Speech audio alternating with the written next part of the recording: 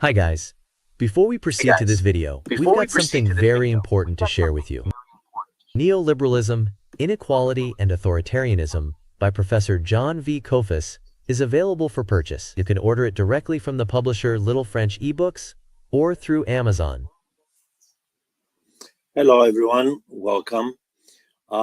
This is a brief introductory session, so-called teaser video, regarding the United States operations in Yemen against civilian targets, primarily on March 15th.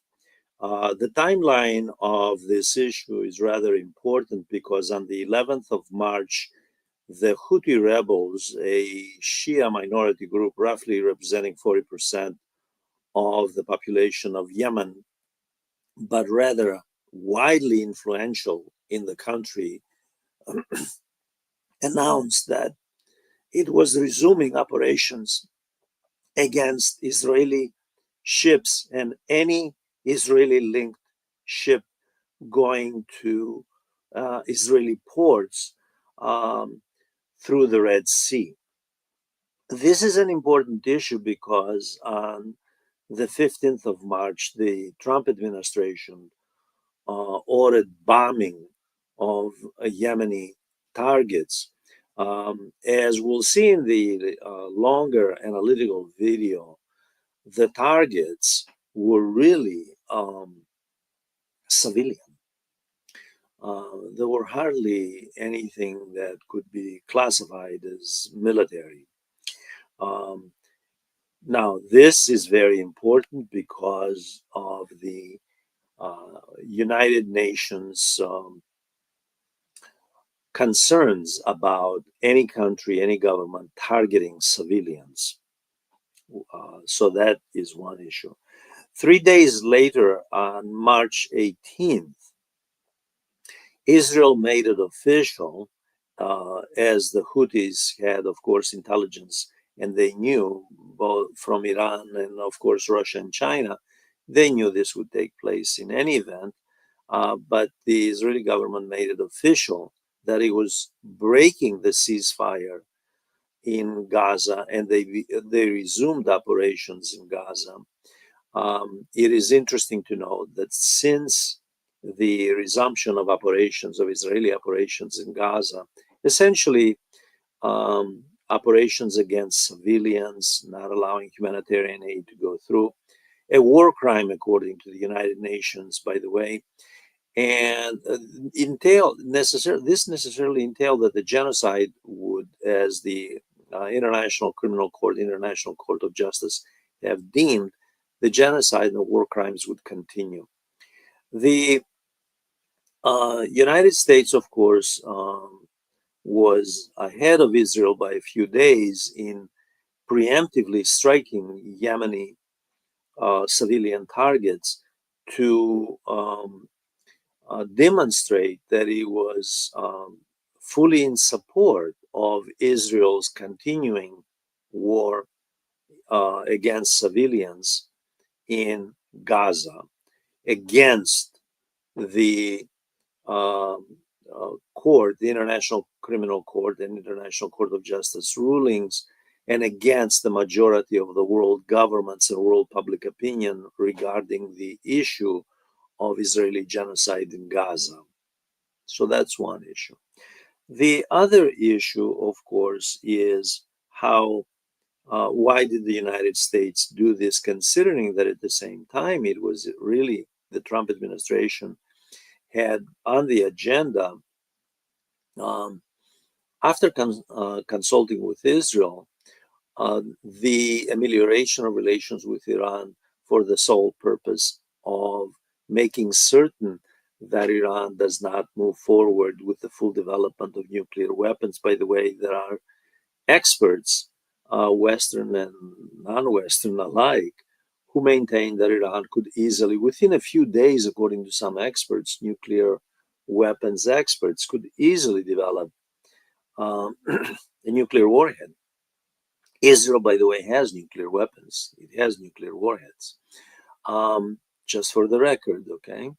And of course, the Trump administration had also been in talks of helping Saudi Arabia develop nuclear energy, and which of course could easily lead to developing nuclear warheads. So that is at the background. Question is again, why did the U.S., besides pursuing a policy of sustaining the Zionist state amid this war against civilians in Gaza, decide to hit the Yemen, and specifically, it argues the Houthi rebels that the Trump administration has now classified the Houthi rebels as terrorists, although the International Criminal Court and the International Court of Justice ruled that it's Israel that's committing genocide and war crimes, not the Houthi rebels. And the Houthi rebels' only goal has been, since the start of the war that Israel launched in Gaza, to help uh, put a pause in this. And by the way, the Houthi rebels who are a minority Shia faction, roughly 40% of the population, I repeat, the Houthi rebels did pause as long as there was a ceasefire. They too stopped. Now, there is the impression on the part of the United States and the Western media to project the image that the Red Sea is somehow a shipping lane that's in a backlog.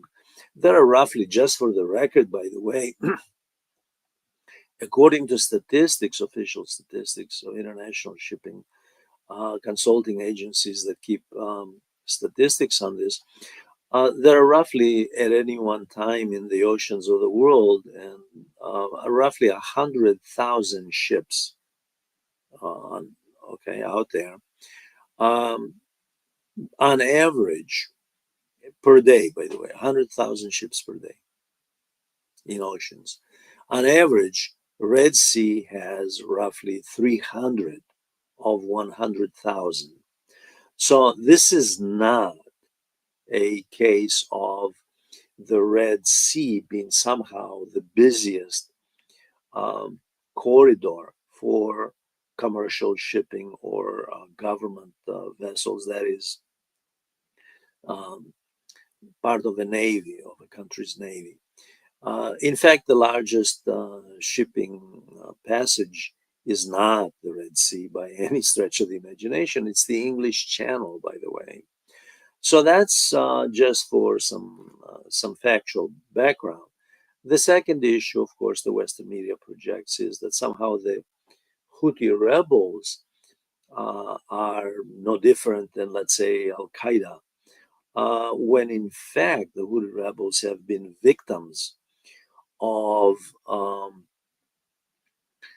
a war that Saudi Arabia, the United Arab Emirates, using the majority population of Yemen, some of whom, by the way, many of whom support the Houthi rebels in their quest for social justice and economic development in Yemen, one of the top 10 poorest countries in the world, with 80% poverty level. Okay, the Houthi rebels have been, in fact, interested in economic development and social justice. This is not to make them out to be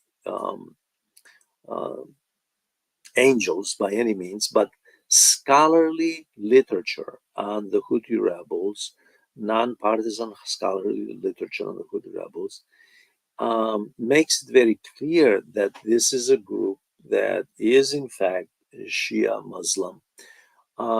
Yes, that has converging goals with Iran, is not a proxy of Iran as the Western media and Israel want to project it, as well as Saudi Arabia, by the way, and the United Arab Emirates, because those countries are interested in hegemony over Yemen and control of Yemen through a puppet regime by Sunnis, as was the case before the Houthis, imposed largely their control over the country precisely because the population of Yemen agreed with what the Houthis were doing.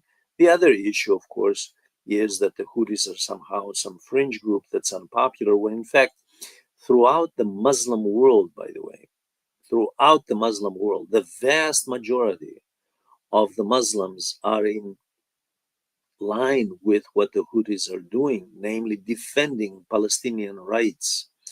It is only the Western media and the projection of the Western media of what the government's their official government line is, namely that the Houthi rebels represent some terrorist threat, when in fact they are trying to prevent state-sponsored terrorism um, in Israel.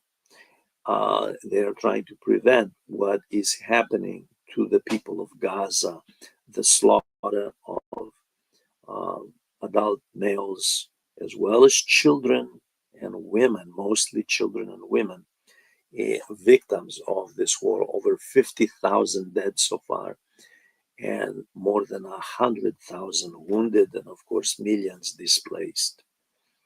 So the situation in Yemen is not what it seems in the Western press. Again, those who have studied the issues involving Yemen and the West and its neighbors know, from a scholarly perspective, by the way, know that the Western press is merely what Noam Chomsky correctly, and many others, by the way, called manufacturing consent by the media, trying to indoctrinate the population to accepting the Zionist, the US Zionist version of what is going on in um, in the Red Sea. The issue that I developed in the analytical video and the longer video that's very important is against the background of this are the negotiations with Iran and the United States' desire to send a signal to Iran that what it's doing to Yemen, it can do to Iran. In fact, there has been independent press confirmation that the U.S. and that Trump and Netanyahu, that the U.S. and Israel have agreed, despite Netanyahu's insistence that the U.S. have nothing to do with Iran, but just go straight to war with it, have agreed that if Iran doesn't come to the table, and it has, by the way, the second round, there was a first round in Oman and second round in Rome that were very fruitful in negotiations between Iran and the United States regarding nuclear weapons. But should those fail, the United States has made it very clear, and it has agreed with Israel that they will bomb Iran. And this is the desire on the part of many neoconservatives, many pro-Zionists, and of course the Israeli government itself, so that they can legitimize the slaughter of Palestinians. This will project the image that somehow the genocide in Gaza was justified because really, look who is behind Hamas, which is also just like the Houthis, ideologically aligned with the Shias of Iran. So the issue of I'll just say this is the last point. The issue of the United States war against the civilians in Yemen is very complex. It is not as simple as simplistic headlines in the Western press uh, painted. It is very complex. China is involved, although China is the world's largest shipping country, without a doubt, because it has the world's largest trade. Um, it has actually been supporting the Houthis ideologically, and it now seems perhaps with some technical means, intelligence, and so forth, that's the reality, because the China is in economic war, obviously against the United States, not just now under Trump. Under Biden was the same thing. It's just it has intensified now. It's also Russia. Russia has, in fact, Putin just recently um, officially made it official. Russia is a strategic partner of Iran. So this is a great power struggle. It's a regional struggle. The Saudis, the United Arab Emirates, Israel have a regional interest in this as their quest for um, hegemony to determine the balance of power at the regional level is very clear. And Yemen is caught in this with the Houthis, who are, there's a British scholar who has written an excellent book. She points out that really you don't look for complicated ideology or political nuances here. They're very simple in their approach. Um, they're not heroes. They're really devout Muslims who are in solidarity with the Palestinians, and they are trying to uh, protect the sovereignty of Yemen and at the same time help fellow Muslims in Gaza. I invite you to take a look at the longer video, and I thank you for listening. Please write comments, ask questions, and join the People's Discourse, this channel. We would love you to be a member and get all the updates that we have. Thank you very much.